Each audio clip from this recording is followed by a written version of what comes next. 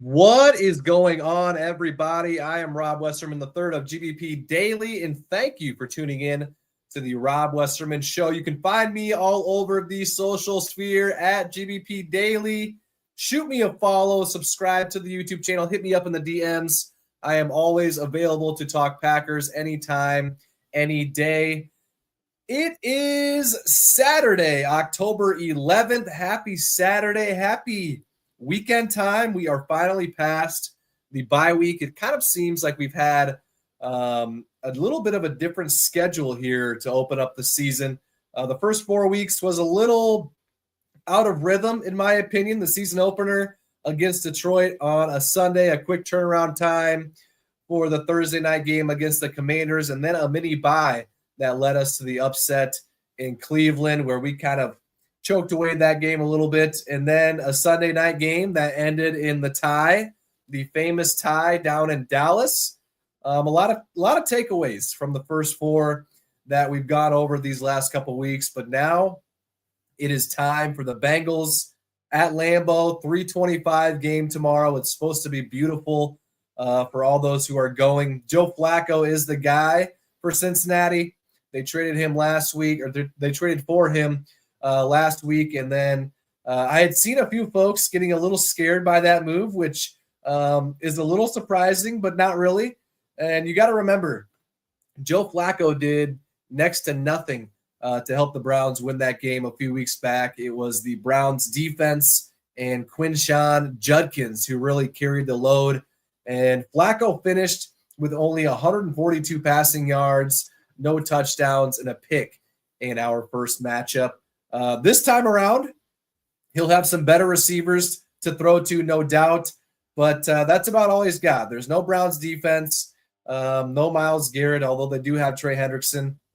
The rest of that Bengals roster, besides a couple of the guys on their defensive line, is pretty bad, and so bad that the PFF score for the Bengals is the worst among NFL teams. They have them as their worst team in the NFL through the first 5 weeks. So there is absolutely no reason why we cannot beat the brakes off of this team tomorrow.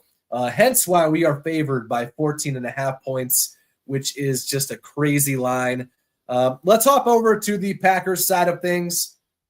And you'd think that we would have gotten a little healthier over the bye week, but that is unfortunately not the case. Aaron Banks and Zach Tom are still listed as questionable for tomorrow. They both did practice all week, so that is good news. However, Rasheed Walker, left tackle, is also listed as questionable with a groin injury that popped up this week. So he'll primarily be going up against all-pro defensive end Trey Hendrickson. So I would say that it's pretty important that he does play. So we'll have to wait and see on his status for the game. About 90 minutes before kickoff tomorrow is when the final injury report will come out to see whether he'll play, whether he won't play. And if he does not play, it'll probably be Jordan Morgan heading over to left tackle. And honestly, in my opinion, I don't think there's much of a difference because we've seen Rasheed Walker kind of struggle so far this year. The whole offensive line has been really just bad. And that includes Elton Jenkins, and that includes Sean Ryan, who hasn't been getting much talk about. He's been playing pretty poorly.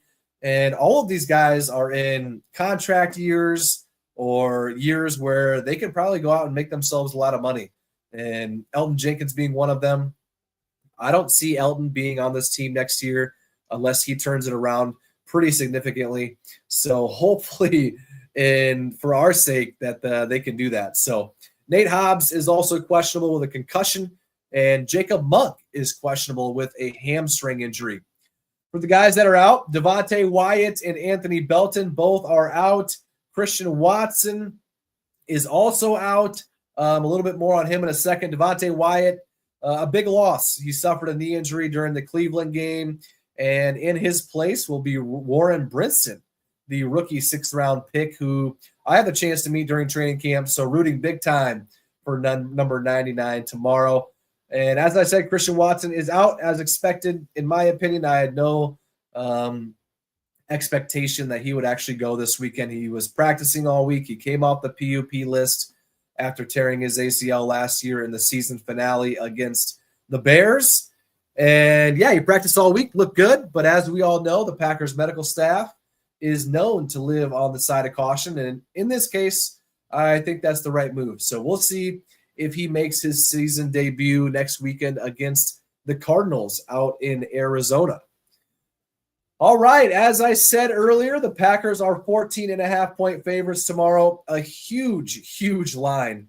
And if you are planning to go to a Packers game this year, maybe you're planning to buy some last-second tickets tomorrow for the Bengals game. Maybe you're planning a trip for a later game, whether that's at Lambeau or an away venue. Do not buy your tickets anywhere else other than TickPick. They guarantee the cheapest Packers tickets on the market. And in fact, if you find cheaper tickets elsewhere, which you will not, because I have personally tracked and logged every game to prove this fact for 2 years now, they will refund you 110% of your money back. Same tickets as everybody else. StubHub, SeatGeek, Ticketmaster, Vivid Seats, all those guys. And TickPick is still the cheapest every single time. Use the code PACKERS22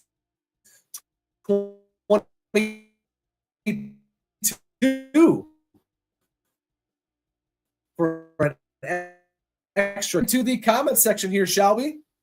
And as always, if you want to be a part of the show, give me a call on the Nicolet Law hotline, 319-242-2332. Family owned and operated since 2007 with decades of combined legal experience. Nicolet Law's team of compassionate local attorneys are prepared to meet your unique legal challenges head on and provide the guidance that you need to make the most informed decision possible. They have just shy of 2,000 5-star reviews, and Nicolet Law has helped their clients recover over $350 million in the last 17 years that they have been in business. Injured? Get Nicolet. All right. What do we got hopping in the comment section here? Armin, what was going on with the McManus and LaFleur beef? Armin, I wouldn't necessarily call it beef. It seemed like either miscommunication between Brandon McManus and Matt LaFleur, or Matt just probably toying with the media, and then the media doing what it always does, right? Runs with it, makes a story out of it. Matt did say on Wednesday the injury to his leg was a major concern, and then McManus afterwards kind of laughed that off and said that he plans to play and looks forward to playing. So Matt also spoke to the media the next day and kind of talked about any leg injury to your kicker is a concern, and they'll see how things go over the next few days leading up to game time, whether or not he'll be able to go. So they did talk about how the injury was not related to any of the special teams tackles that Brandon was making during the Cowboys game. If you remember correctly, McManus was in on a few tackles, which is just wrong, right? He should never have to make the tackle on kickoff coverage. And on the last one, he was seen on the sidelines going into the medical tent and kind of holding his leg. So if that has any relation to what happened this week, who knows? They said no. So I guess we'll just have to take them at their word for it. So nothing more, nothing less, in my opinion. And maybe a little bit of a laughable, little toyful thing going on from Matt LaFleur. So hopefully Brandon can go tomorrow. They didn't sign a kicker. They did try out Greg Joseph and another kicker yesterday or 2 days ago, and they didn't sign anybody. So I think that would be probably a good sign that Brandon could probably go tomorrow. But we will know for sure by 3 o'clock today if they have signed somebody, and then obviously we'll know 100% 90 minutes before kickoff tomorrow. Thank you, Armin, for hopping in. Hope you're having yourself a great Saturday.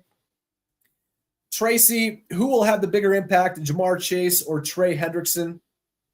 That's a tough one, Tracy, because I think both of them will probably have a pretty big impact tomorrow because I think those two guys make up two of the three great or really good players that they actually have on their team, T. Higgins being the third. And then after those three guys, the roster is pretty mid. It's pretty bad.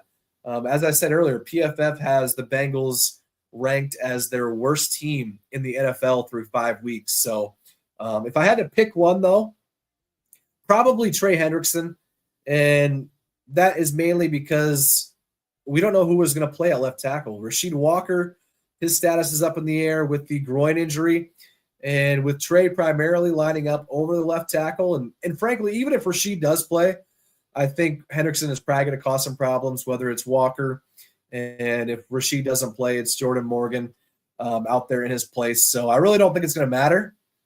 I'm assuming we'll throw some help their way to slow him down a little bit, but he is an all-pro for a reason. He is one of the guys that Packers fans were wanting to join the team, and we thankfully got Micah Parsons, who I think is the better player, younger and better. But at some point, Hendrickson is going to get his, and hopefully it's not big enough to keep them in the game. If they had a better quarterback throwing to Chase, maybe I'd say Jamar, but I don't think Flacco is going to be able to do a ton tomorrow.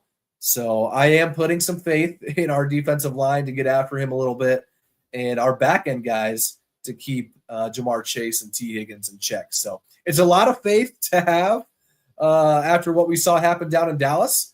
But I'm going to choose the side of optimism and just hope that that Dallas game was an anomaly. So hopefully we can get after the quarterback. Hopefully we can sort of contain Jamar Chase and T. Higgins, because that's kind of all they've got really riding for them is Trey Hendrickson, Jamar Chase, and T. Higgins. So shut down those guys, and we'll be in business. Thank you, Tracy, for hopping in. Appreciate you. What else we got going on here? T, my man over on X, the Get Right game. Greetings from Germany. Hopefully this is the Get Right game. We need one bad. Ike, must-win game tomorrow. Ike, we talked a little bit about this earlier this week, and I think considering our record and the point that we're at in the season just overall, I don't think it's a must-win due to that aspect, but due to the fact that the Bengals are awful by all measures, and we as Packer fans, at least myself, have expectations that, this Packers team can be a contender for the Super Bowl, and I think in that case, it is a must-win as far as keeping those expectations where they're at. If we're actually contenders for the Super Bowl this season, then yes, the Packers have to win this game and win it handedly. So if we don't, a lot of questions are going to arise from a lot of different places. So we have to take care of business. It's at home. We're favored by 14.5 points. So Vegas thinks that we should win by around 14 points. And two-score games don't happen often in the NFL. It's usually between teams like this, teams that are supposed to be really good and teams that are supposed to be really bad. So hopefully we can take care of business tomorrow and just kind of get back on track, get back to winning. We haven't won since early September, and it's mid-October. So I'm sick of not winning. That's for sure. And I'm definitely sick of losing. And I'm sick of tying. Tying is so – you spend 4 hours watching a game and you don't get a resolution. It's just – yeah, it's almost worse than a loss, in my opinion. So, all right, guys. That is going to do it for me today. Thank you again for tuning in. Always, always, always love talking Packers with you guys. Hit me up on social media at GBP Daily. Subscribe to the YouTube channel. Any sort of interaction helps myself and helps the page. I will be back and at it again tomorrow for game day. Thank you again for tuning in, and I'll catch you guys later. Thank you.